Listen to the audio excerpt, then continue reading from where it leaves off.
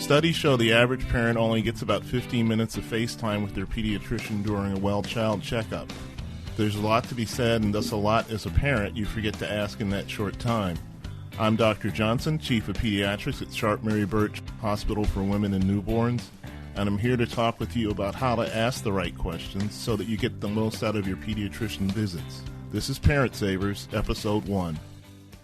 Faster than a speeding toddler. Sit still for just a minute. Can soothe boo-boos with a gentle kiss. Did you get down from there? Able to clean poopy bottoms in a single swipe. Oh, what did you eat? Turning frazzled mommies and daddies into procreators of peace and harmony. Ah, quit touching me. It's Parent Savers, empowering new parents everywhere. Welcome to the first episode of Parent Savers. I'm your host, Casey, and I'm so excited to kick off our online radio show, broadcasting at the Birth Education Center in San Diego. Visit our website, www.parentsavers.com, for more information on how you can be a part of our show. You can send us comments or suggestions through the contact link on our website, or you can call the Parent Savers hotline at 619-866-4775, and you can be a part of our show. I'm a new mother to son Carson. He's 15 months old, and I'm joined by 3 new parents here in the studio. My name is Owen Hemsath. I'm 31. I am a videographer and a social media guy. I actually have one stepchild, and my firstborn, Jameson, was born just 9 months ago? So he's still a new guy. I got 2 kids total and 1 on the way. My name's Mark Rinaldo. I'm 32. I'm a web developer. I have a daughter, Lily, who is 5 months old. My name is Angela Bailey. I'm 31. I'm a stay-at-home mom to my daughter, Addison, who is 19 months old.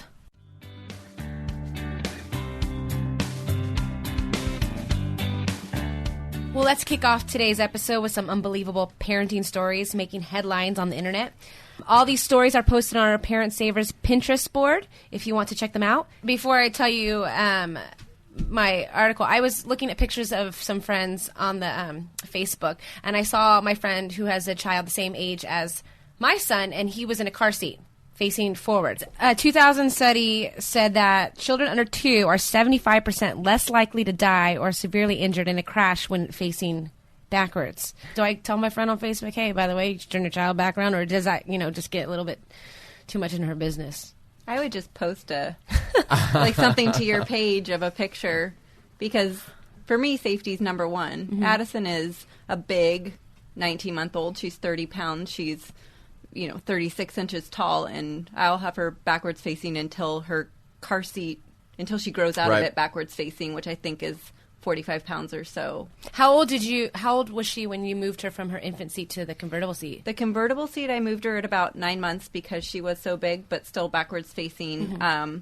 And she doesn't like the car seat very much, so I thought maybe her being more upright, seeing out the window a little better might help things. It didn't, but it was worth a try. Well, maybe when it eventually faces forward, she'll be all over. Yeah. I think you run into an issue as well with the cost. I mean, here, this law is new, and so parents out there have a setup for one type of legal system. And then overnight, the legal system changes, and here we are in a down economy. A lot of single, one-income families, and all of a sudden it's like, oh, you have to buy these new things immediately. And it's like, I'm thinking, hey, if I were a parent that had this forward-facing, well, he hasn't been hurt since, ever. I don't have the money right now. And like in a case for us, we had to buy a new car to accommodate these laws. So there's tremendous costs involved with switching this stuff over. So I think that might play a little bit of a role. Well, and it also says babies should face rear-facing until 2, but then in addition to the law is that older siblings should use the booster seat until they're at least 8 or 4'9". Well, I got some family members that should be in booster seats then. Right.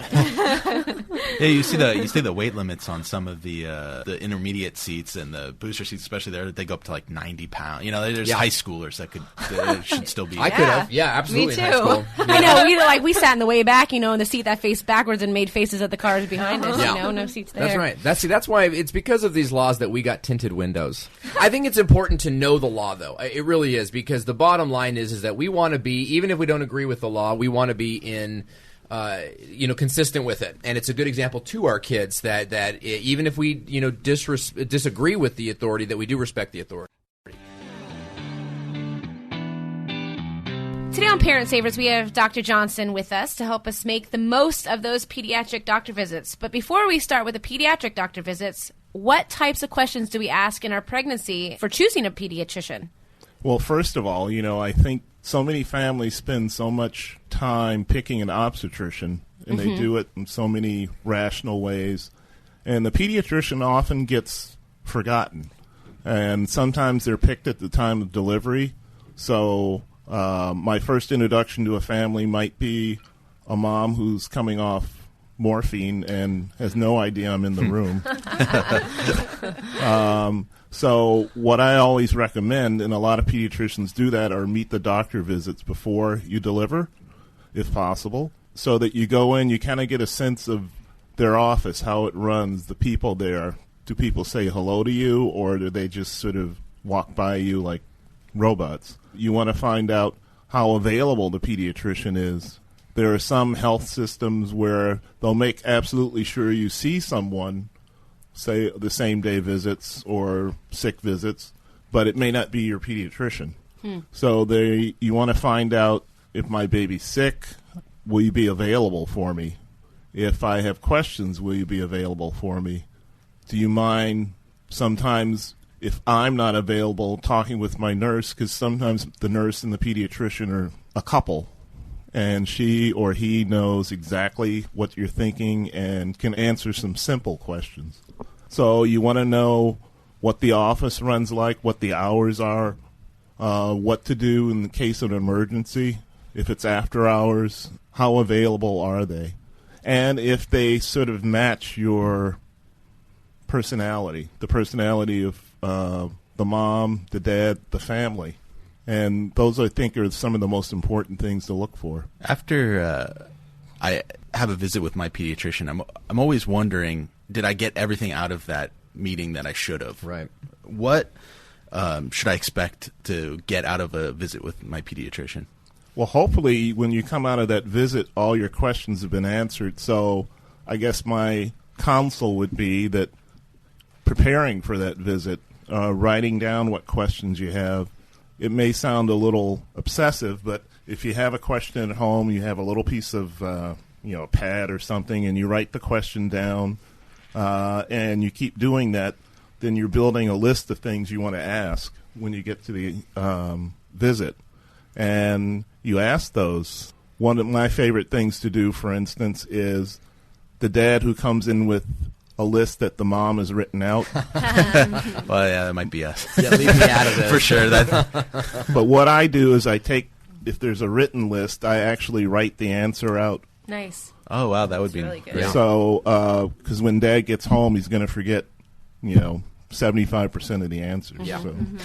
Well, what happens in the appointments? Can you walk me through an appointment of what you're looking for? My pediatrician is poking, prodding, listening. What I like to do when I first come in the room is just sit down, and I try and sit in a level so that we're eye to eye, not that I'm sitting above you or anything like that. I just ask how things are going, and I sort of, in my mind, take a mental picture of, let's say you have a 3-year-old. Is the 3-year-old running around the office, or like a 3-year-old would? Or are they sort of quiet? Are they saying much? Are they interactive? Same thing almost with babies. Are they rolling around? Do they seem happy, or are the baby continuously fussy? And then I might start asking questions about how things are going.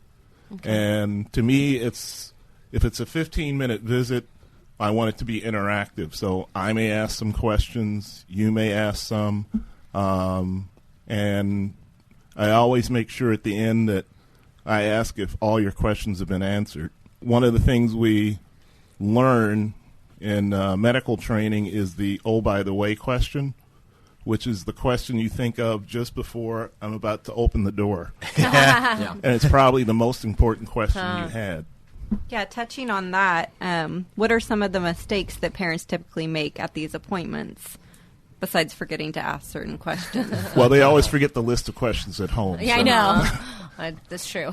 I think really it's just being prepared. I think when you go through that 15-minute appointment, there's about the first half of it is sort of getting comfortable with each other on that day, because maybe you're rushed, maybe the doctor's rushed.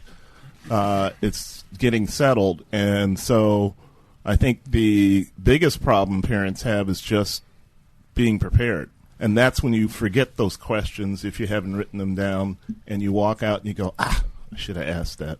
That's what I run into a lot is I'm in such a hurry, and where's the list? And this is not as important to me right now as it was. And I wonder about, is this even relevant to my child? Because I've got a newborn, and then I've got the 4-year-old.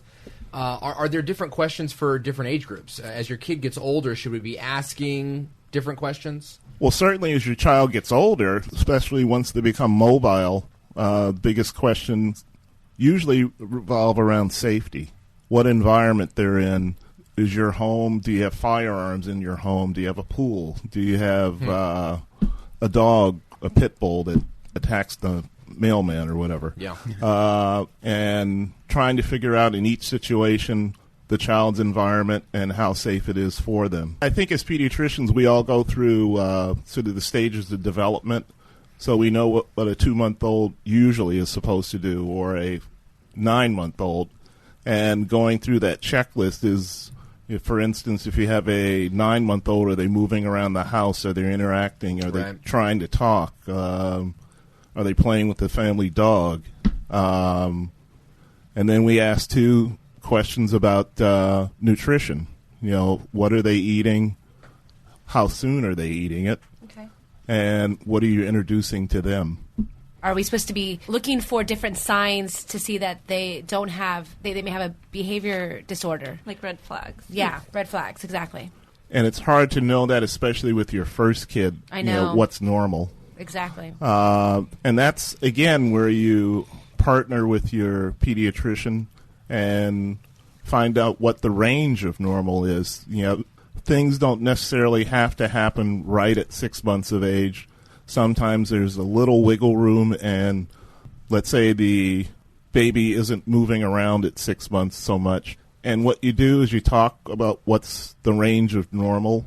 Sometimes you give a little more time. There are some things, if they're not moving at all, or if I'm on my exam I find that their muscle strength is unusually weak, then I'll bring that up and talk about how we address that.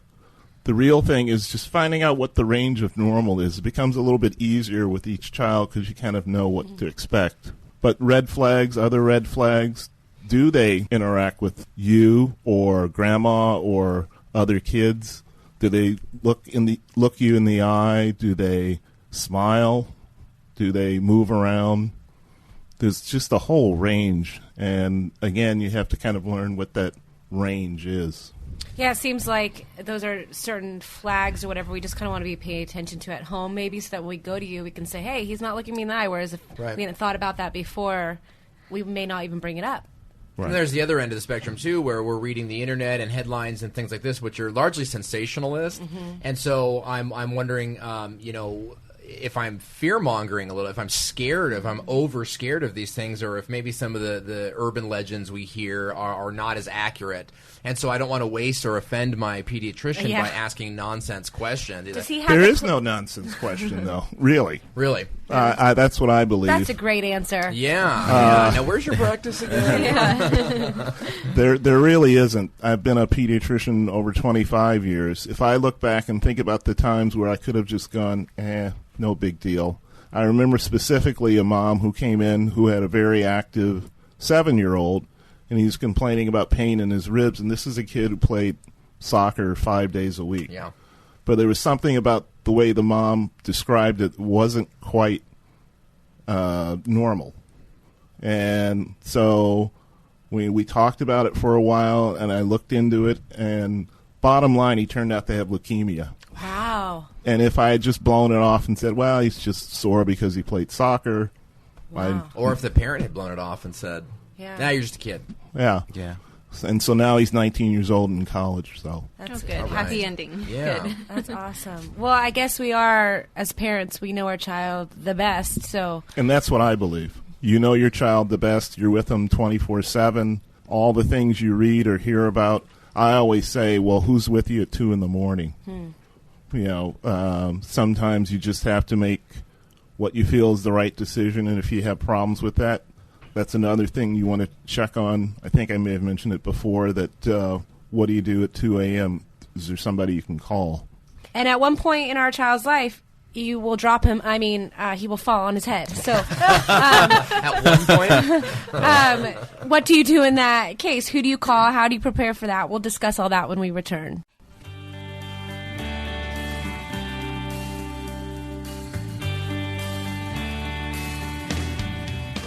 Welcome back. We're talking with Dr. Johnson on how to prepare for our pediatrician appointments and how to make the most of them. So, Dr. Johnson, we talked about falling, dropping, hurting ourselves. In case of an emergency, who do we contact? I know each office is different, but who do we typically contact during the weekday, Monday through Friday, 9 to 5? And what do we do when our child's sick on a Saturday night or anything like that? And what kind of questions, when we call the office or the after-hours line, should we be prepared to answer? Well, I think in these day and times that so many healthcare providers are in some sort of group or system, and what can their group or system provide? For instance, shameless plug, but Go ahead. I work for Sharp Reese Steely Medical Group, and we have what's called Nurse Connection. So if you call it anytime 24/7, you're triaged through Nurse Connection. You have the ability, if you want, to talk to whoever the doctor on call is. Okay. Or they can handle some simple things. They'll call us and we'll relay what information we think is needed, whether or not they need to be seen right away or whether it can wait till the next morning. And you want to try and learn those kind of things at your initial visit or when you're interviewing the doctor to find out how do you handle after-hour cases. You also want to make sure that if I call at, say, 11 in the morning, that can my child be seen that day if need be. Most pediatricians will work in kids. If they have a schedule of 25 kids, they'll work kids in. Okay.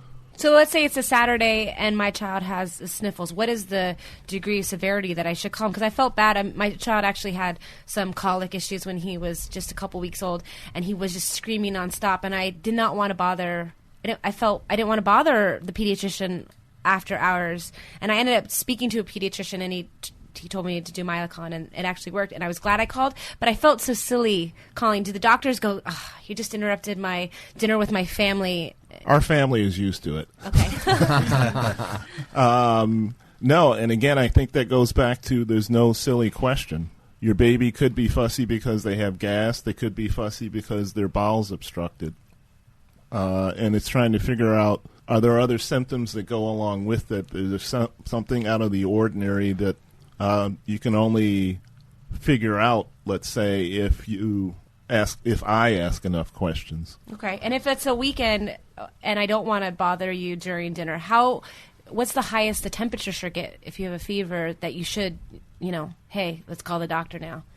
Well, I think all of us have a different opinion. I've seen kids who have been terribly, terribly sick with meningitis and their temps 101. And other kids who have a viral infection and their temps 104 and they're kind of running around, may not feel the best. But so there is, to me, no absolute number. Certainly, I think if the temp's 105 or something like that, then you should call.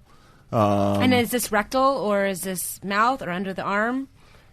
What would you prefer? I prefer... See, I'm old-fashioned. I still prefer oral or rectal, but there are some temporal scans now that are fairly accurate. Yeah. The thermometer I find the least accurate is the one that's put in the ear. Interesting. Because if you have a fever, if you're warm, then you're giving off heat anyway, and it doesn't really represent what that core temperature is. What kind of information on our child should we always carry with us?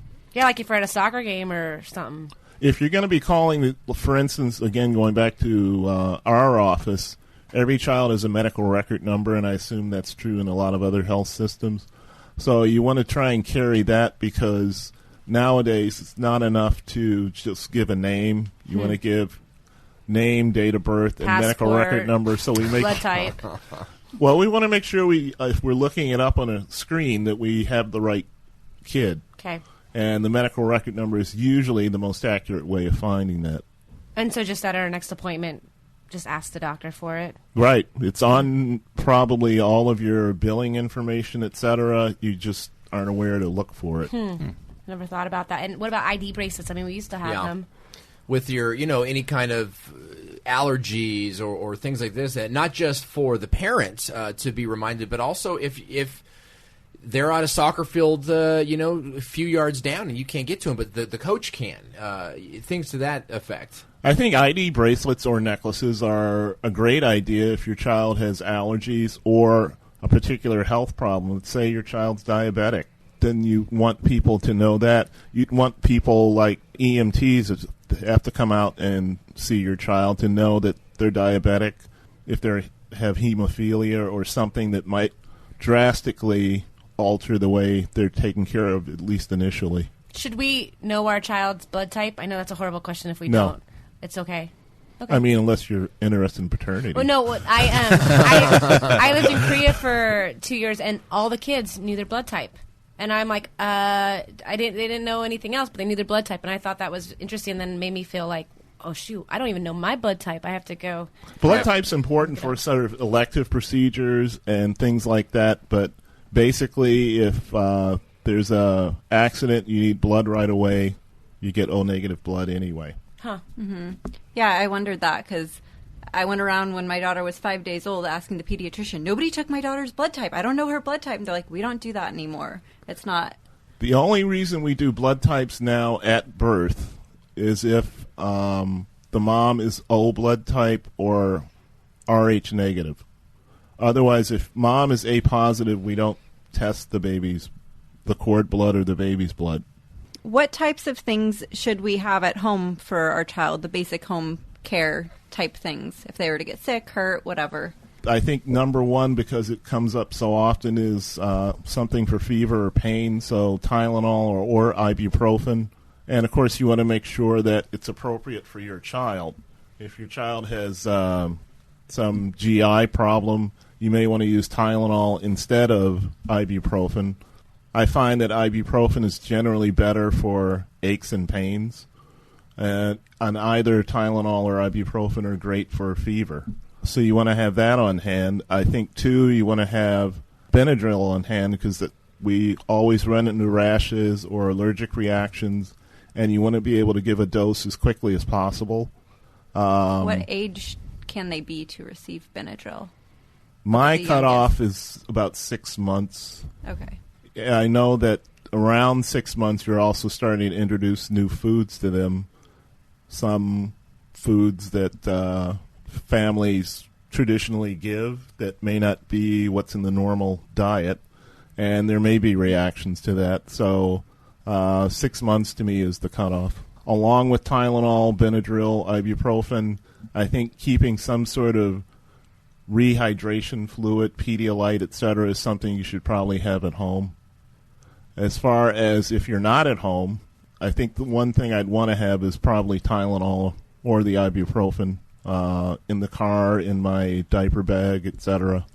In keeping with that same question, are there any reliable websites that you would recommend in terms of quick treatments, immediate treatments? You go to WebMD and it's like, oh, it's cancer. You know what I mean? Mm-hmm. It's a little bit extreme, alarming. Is there anything that you would recommend in terms of where a parent can check in the event of something happening? There is so they don't call you at 2 a.m. in the morning? Yeah. They often do.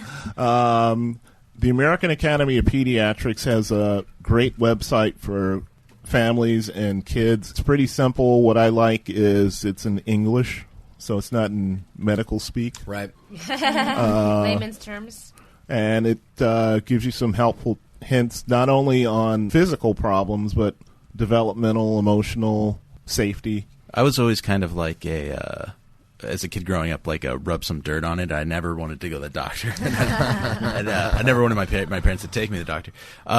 What are some things that I can look for with my daughter when she gets sick that I should know are probably signs that she needs to see the doctor relatively quickly, beyond temperature? Rather than rub dirt on it? Yeah. That, again, goes back to your daughter or child the best. let's say they say my leg hurts, and they're actually not using their leg. A lot of kids will say their leg hurt and then go play. Right. And that's when you kind of go, yeah, right. But if there's something out of the ordinary, and again, it goes back to no question is irrelevant or silly. If you feel there's something abnormal, you have to kind of be prepared to explain that. Let's say your child is kind of hyperactive, and all of a sudden they're just not moving. Whether or not they have a temp or not, that might be a time when you want to call and figure out what's going on. Well, great. Thanks so much, Dr. Johnson, for helping us today on how to be better prepared to talk to our pediatricians and their offices when things arise. If you want to learn more about Dr. Johnson and his services, simply visit the episode page on our website and look for today's topic, Preparing for Your Pediatrician.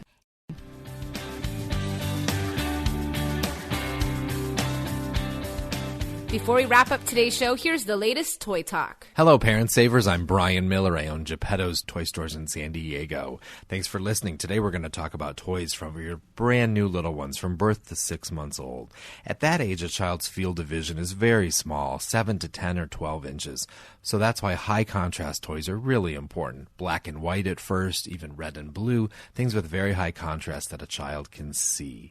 Things with sounds. A sound motivates a child to move their head, to listen.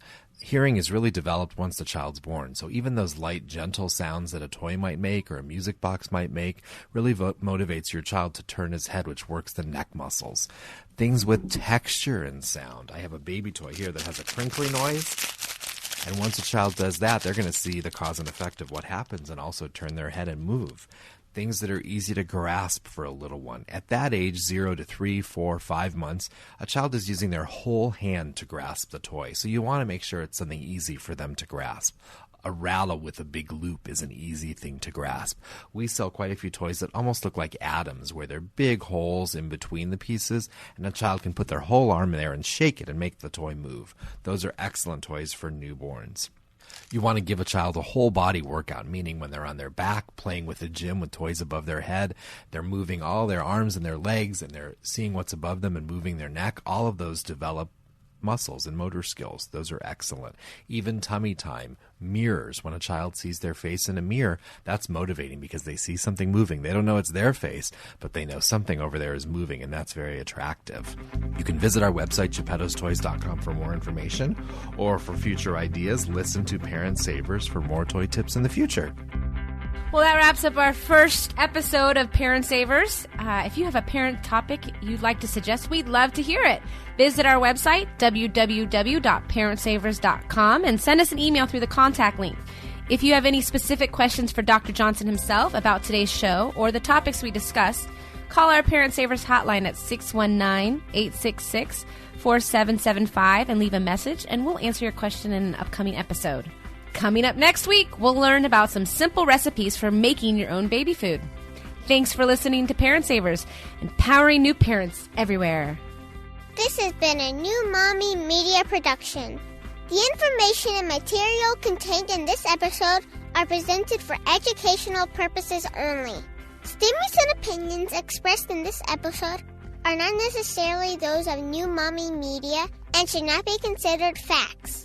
While such information and materials are believed to be accurate, it is not intended to replace or substitute for professional medical advice or care, and should not be used for diagnosing or treating healthcare problem or disease or prescribing any medication. If you have questions or concerns regarding your physical or mental health or the health of your baby, please seek assistance from a qualified healthcare provider. Hey, mamas. Don't forget to check out Mighty Moms. It's our online community built for new moms just like you. Not only can you connect with other moms, but you can also join us backstage for special mom-only online events. And you'll also be notified when we're recording so you can join us as a special guest. Visit our website, newmommymedia.com, and click on the Mighty Moms banner. It's free. That's newmommymedia.com. See you there.